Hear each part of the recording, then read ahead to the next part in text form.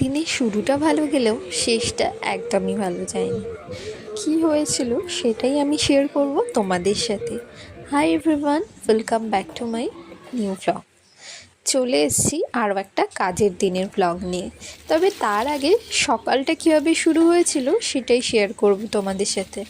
ফার্স্টে আমি বুঝতে পারিনি, মেঘলা ওয়েদার ছিল, তার আগে এক পশলা বৃষ্টি হয়েই গেছে, কিন্তু আমি বুঝতে না পারার কারণে আবার চলে গিয়েছিলাম ছাদে গাছে জল ঢালতে। তো গাছে দেখো অনেক কুড়ি এসেছে আর অনেক ফুলও ফুটেছে।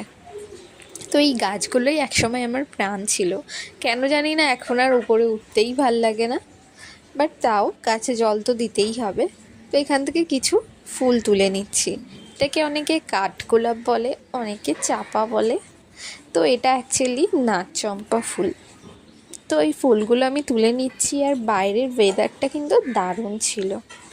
এই অবস্থায় ছাদে যেতে বেশ ভালোই লাগে। তো ফুলগুলো আমি তুলে নিচে নেমে পড়ছি। তারপর সারাদিনে আরও অনেক কাজ করেছি, সেটা তোমাদেরকে ক্যামেরার মাধ্যমে দেখাইনি।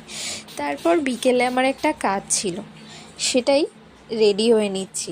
স্কিনে দেখতে পাচ্ছ কী অবস্থা, তাই আমি বেশি কিছু মেকআপ করিনি। টোনার, ময়েশ্চারাইজার আর একটু লিপস্টিক পরে আমি বেরিয়ে পড়েছি। আর আমার আইব্রোটা তো খুব ভালো, তাই একটু না আঁকলেই নয়, তাই আইব্রো করে নিয়েছি। আর তারপর আমি বেরিয়ে যাচ্ছি। এই যে আজকের আমার আউটফিটটা। তারপর বাড়ি থেকে লোকেশনটা খুব বেশি দূরত্ব ছিল না, তো আমি চলে যাচ্ছি। তো আমি এখানে এসে পৌঁছে গেছি, কিন্তু ক্লায়েন্ট এখন আমার ফোন ধরছে না। মাথাটা সেখানেই খারাপ হয়ে গেছে যে এবার আমি কি করে ক্লায়েন্টের বাড়ি যাওয়ার, যেহেতু আমি একা গেছি, ক্লায়েন্টকে টাইমেও রেডি করতে হবে। আর ক্লায়েন্ট যদি এইভাবে দেরি করতে থাকে, প্রত্যেকটা সময় আমাদের কাছে কিন্তু ভীষণ দামি।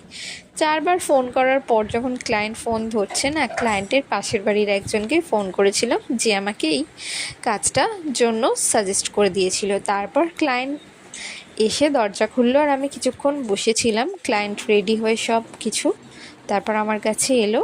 তো বিছানায় যেই দুজন শুয়ে আছে, ওই দুজন হচ্ছে ক্লায়েন্টের রত্ন। ক্লায়েন্ট আমাকে ফার্স্টেই বলে দিয়েছে, সারা ঘরে আঁকিবুকি করে রেখে দিয়েছে। এই হচ্ছে ক্লায়েন্টের ফাইনাল লুক। তোমরা জানিও কেমন হয়েছে। আর শেষে একটা অঘটন ঘটে গেছে, আমার হাতে কার্লারে ছ্যাঁকা লেগে গেছে।